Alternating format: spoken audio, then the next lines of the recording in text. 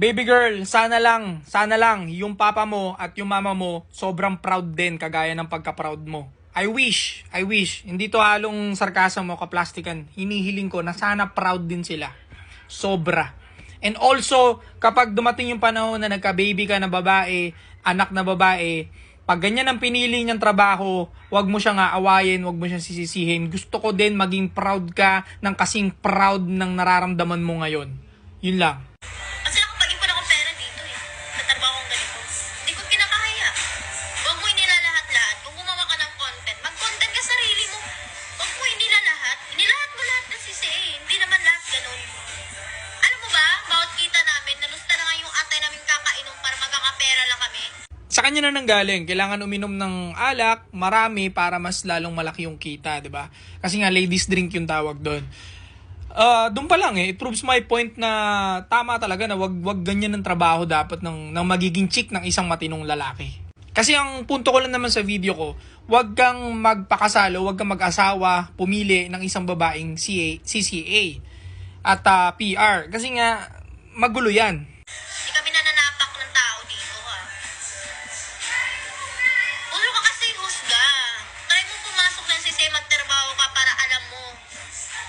O try mo pumasok dito bago ka maghusga. Siguro hindi ka magpapainom ng babae kung nakapasok ka dito.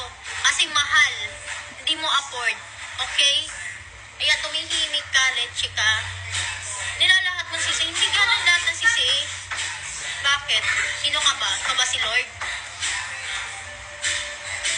Unahan ko na kayo hindi ako galit sa mga babaeng CCA, hindi ako galit sa mga nagtatrabaho, nagpi-PR, o kung ano man, nasa entertainment industry, hindi ako galit sa inyo girls, hindi. Talagang pinapangaralan ko lang yung mga kalalakihan, sinasabi ko lang sa kanila yung mga possible na pwede nila makaharap kapag nakipagrelasyon sila sa mga may ganyang klase ng trabaho. Saka huwag kayong matakot girls na mga nasa ganyang klase ng trabaho kasi may magmamahal at may magmamahal pa rin sa inyo. May sasalo at may sasalo pa rin sa inyo pagdating sa dulo. Kasi nga, meron pa rin lalaki na nice guy, beta male at handang saluhin lahat ng bullshit. Magkaroon lang ng babae. Meron at meron pa rin. Alam nyo wala akong pakialam sa mga babae na pipili para maging CCA o PR yung sarili nila. Bahala kayo, choice nyo yan. Pero ang paki ko, nandun sa mga kabataang lalaki na bagong sibol. Binibigyan ko sila lagi ng idea. Ano ba yung mga facts kapag ito yung klase ng babae pinili mo, ano yung majority dyan ng ugali nila. Lagi ko sinasabi, CCA, PR na babae, very, very combative. Sobra. Very combative yan kasi nasa nature na nila dahil nga doon sa nature ng work nila. Puro lalaki kasama nila. Kailangan nilang maging masculine doon sa area na yun. Kasi nga, dominahan sila dyan eh. Yung mga babae dyan, nagdodominahan sila mismo dyan. At since puro lalaki kasama nila dyan, yung masculine energy doon lang pa iba-ibang lalaki, 'di ba, sa club o kung saan man, napapasa rin sa kanila. Tapos puro bullshit din nangyayari. Kasi nga yung iba dyan, utuin lang sila, bobolahin lang sila, nai-inlove din sila, nasasaktan. So, nagpa-farm ng trauma madalas yung mga CCA at PR na babae. Kaya pag nirelasyon mo sila, nagsettle ka sa kanila, very combative, full of traumas, magulo yung emotional unstable, ano pa ba mga base observation ko. Hindi rin maayos sa sarili. Kasi nga, kung respect mo sarili mo in the first place, hindi ka papasok sa ganyan eh. Ito naman, mensahe ko sa lahat ng mga babaeng PR at CCA. 'Di ba? Mahirap buhay mo. Hindi mo alam sa kakikita ng pera. Pero yun na lang talaga yung tanging option mo sa buhay, girl. Kaya ka napunta dyan sa ganyang klaseng work. Naiintindihan kita.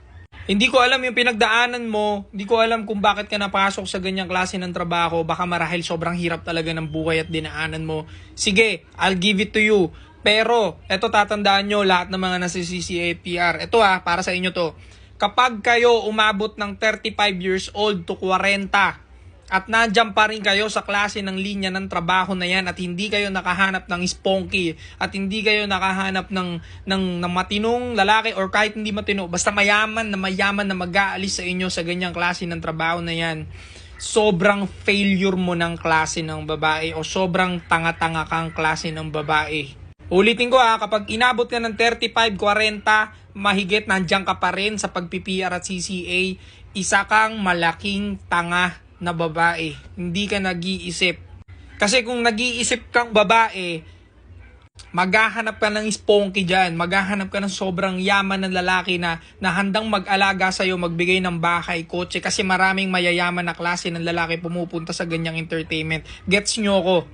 So, tanggalin mo yung pride mo, girl, na hindi, ayoko na spunky, hindi ako nag-spunky, bla bla bla. Nandiyan ka na sa klase ng hindi maganda at hindi malinis na trabaho, bakit ka pa mag-iisip ng morality? Ang tanga mo, 'di ba? Pag nangyari yung time na yun.